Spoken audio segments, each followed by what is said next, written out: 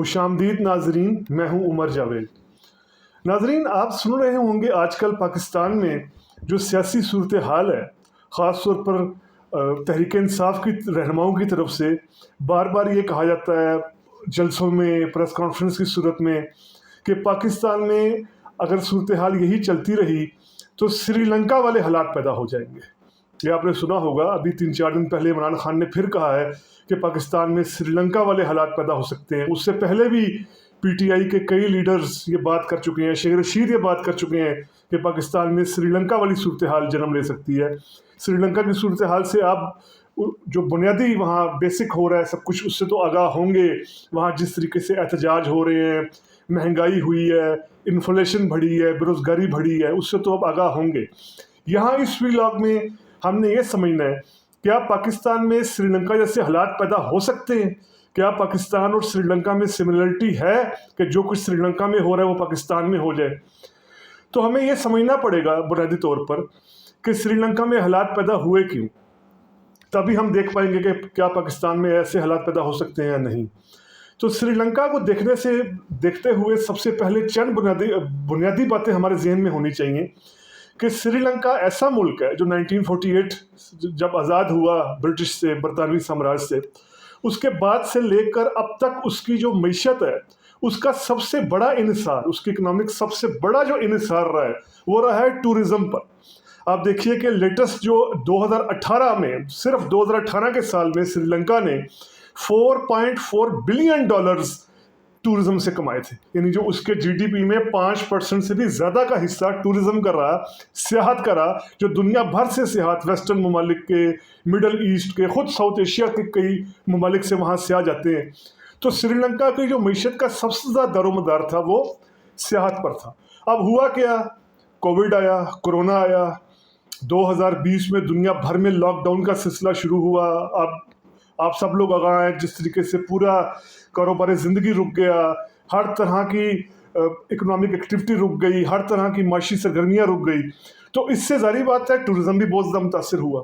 अब ऐसा छोटा मुल्क श्रीलंका, जिसकी आबादी 2 करोड़ और 4 लाख अफराद पर मुश्तमिल है, ये छोटा सा मुल्क है बिल्कुल, ऐसी आबादी जिसका इंहिसारी टूरिज्म पर था, वो हुआ क्या 2020 के लॉकडाउन के बाद कि वो बिल्कुल टूरिज्म वहाँ ख़त्म होकर रह गया। जिस तरह मैंने आपको कहा कि कोरोना से 1 साल पहले, 2019 से 1 साल पहले, जो $4 अरब से भी ज़्यादा कमाया था उसने सिर्फ 2018 में, 2020 में वो बिल्कुल टूरिज्म से कुछ नहीं कमा पाया। अच्छा, इसके साथ हुआ क्या, यानी टूरिज्म से तो बिल्कुल माशी सरगर्मी मुअत्तल हो गई, श्रीलंका में ख़त्म होकर रह गई।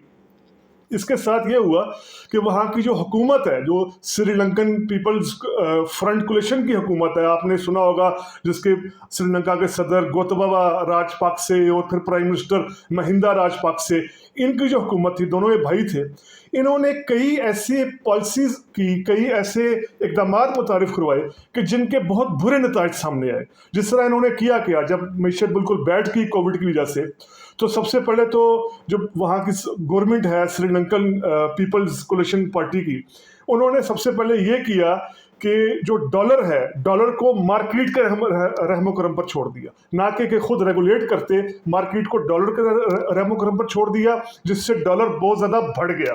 अब इस डॉलर बढ़ने से हुआ क्या, चीज़ें महंगा होना शुरू हो गई। जिस तरह अप्रैल में, यानी इस साल अप्रैल में हम देखें 30% वहाँ इन्फ्लेशन में इजाफा हुआ, इन्फ्लेशन यानी महंगाई में इजाफा हुआ। 46% इजाफा हुआ वहाँ खुराक की जो फूड आइटम्स होते हैं, जो बुनियादी, जो हर किसी की ज़रूरत होते हैं, गरीब की, अमीर की, मिडिल क्लास की, उसमें 46% इजाफा देखने में आया। और इसके साथ हुआ क्या कि इस बहरान के बायस हुकूमत ने, श्रीलंका की हुकूमत ने प्राइस कंट्रोल सिस्टम भी ख़त्म कर दिया। जो गवर्नमेंट रेगुलेट करती है, वो प्राइस सिस्टम कंट्रोल ख़त्म होने से चीज़ें और ज़्यादा महंगी होना शुरू हो गई। डीजल महंगा होने से, डीजल 60% महंगा होने से वहाँ बिजली के इशू पैदा होना शुरू हो गए, लोड शेडिंग हो गई। जो आम दुकान थी वो मुतासिर होना शुरू हो गई, प्लाजास बंद होना शुरू हो गए, चीज़ें बहुत ज़्यादा महंगी होना शुरू हो गई, जिस वजह से हालात बिल्कुल ख़राब होना शुरू हो गए। यहाँ एक बात पाकिस्तान में कही जाती है, पाकिस्तान में ये मीडिया में कही जा रही है कि चूँकि वहाँ भी ख़ानदानों की राज चला आ रहा है, एक ख़ानदान राजपक्सा, जिसके मैंने बताया प्रेसिडेंट अभी गोताबाया राजपक्षे और उनके भाई महिंदा राजपक्षे ने तो खैर इस्तीफ़ा दे दी है, एहतजाज के बायस, और इन दोनों भाइयों के फिर कई रिश्तेदार भी मिनिस्ट्री और कैबिनेट में थे। तो ये कहा गया कि चूंकि ये एक ख़ानदान की हुकूमत थी, ख़ानदान ने ये सियासत कर रहा था, इक़्तिदार में था, इस वजह से श्रीलंका के हालात पैदा हो गए। अच्छा, ये बात दुरुस्त नहीं, जिस तरह मैंने आपको बताया कि वहाँ की माशी सूरत हाल क्या थी और गवर्नमेंट ने क्या गलत माशी इक़दाम उठाए जिस वजह से सब कुछ हुआ।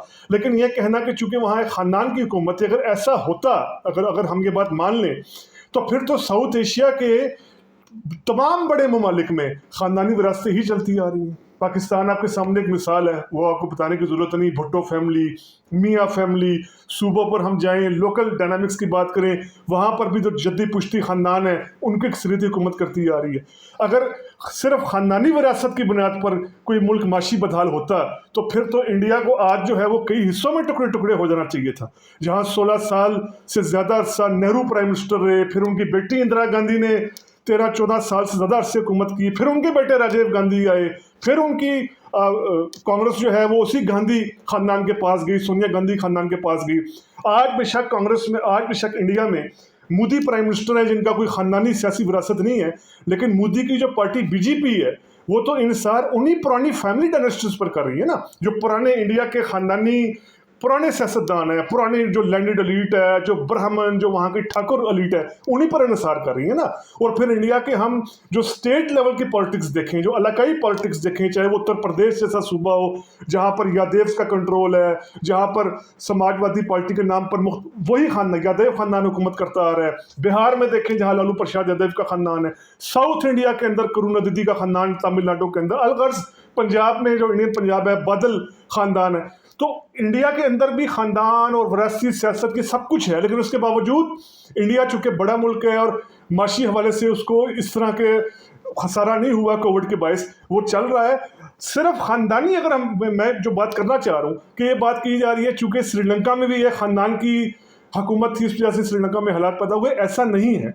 असल में साउथ एशिया में है क्या, साउथ एशिया में जो पॉलिटिकल एलीट है, पॉलिटिकल फैमिलीज़ हैं, पुरानी डायनेस्टीज़ हैं, पुरानी सियासी विरासतें हैं, वो साउथ एशिया के ममालिक की तहजीबी पसमानदगी का जो यहाँ की बैकवर्ड अप्रोच है, जो जहनी तौर पर बैकवर्डनेस है, इसका फ़ायदा उठाते हुए अपनी सियासत को मजबूत करते हैं और इक़्तिदार में आ जाते हैं। क्योंकि साउथ एशिया के ये ममालिक, पाकिस्तान, इंडिया, बांग्लादेश की मिसाल आपके सामने है जहाँ शेख मुजीब की बेटी हसीना वाजिद हुकूमत कर रही है। श्रीलंका की मिसाल हमारे सामने है जहाँ 1948 के बाद मुख्तलिफ ख़ानदानों की ही हुकूमत रही है। ये तो अभी राजपक्सा ख़ानदान आया, उससे पहले भी मुख्तलिफ कमराटुंगा की मिसाल आप ले लें, ये सब पॉलिटिकल डायनेस्टीज थी। चूँकि यहाँ पर माशी हवाले से, इकनॉमिक हवाले से साउथ एशिया के ममालिक में तो फ्यूडलिज्म काफ़ी हद तक ख़त्म हो चुका है, लेकिन सियासी एतबार से, सिविल रिलेशन एतबार से और ख़ास तौर पर जो बिहेवियरल अप्रोच होती है, रवैये के एतबार से अभी भी जागीरदाराना ज़हनियत पाई जाती है। तो ये सियासी विरासतें, सियासी ख़ानदान करते के हैं, इसी सोच, इसी पसमानदा सोच का फ़ायदा उठाते हुए अपनी सियासत करते हैं और बार बार इक़्तिदार में आ जाते हैं। तो यहाँ बताने का मकसद ये था कि जो श्रीलंका के हालात हैं, एक तो ये कि वहाँ वो ख़ानदानी विरासत नहीं, ख़ानदानी विरासत तो साउथ एशिया में और बाकी भी एशिया के ममालिक में है, एक तो ये इसकी वजह नहीं, और दूसरा पाकिस्तान में इस तरह के हालात जन्म लेने का हमें कोई इम्कान नज़र नहीं आता, क्योंकि पाकिस्तान की मैशत का सबसे पहले तो दारोमदार सिर्फ टूरिज़म पर नहीं था, जो अक्सर दारोमदार था। उसके बाद ये कि पाकिस्तान श्रीलंका के मुकाबले में बहुत बड़ा मुल्क है, पाकिस्तान आलमी ताकतों की ज़रूरत है। अभी जैसे आप देखते हैं जिस तरीके से IMF से बातचीत चल रही है, जिस तरीके से चाइना अपने यहाँ मनसूबे लेकर आता है, जो रशिया पाकिस्तान को जिस तरह की अहमियत देता है, पाकिस्तान बड़े मुल्कों की ज़रूरत है, ख़ुद एक बड़ा मुल्क है, यहाँ सिर्फ एक इंडस्ट्री पर, एक किसी शोबे पर इंसार नहीं है मैशत का।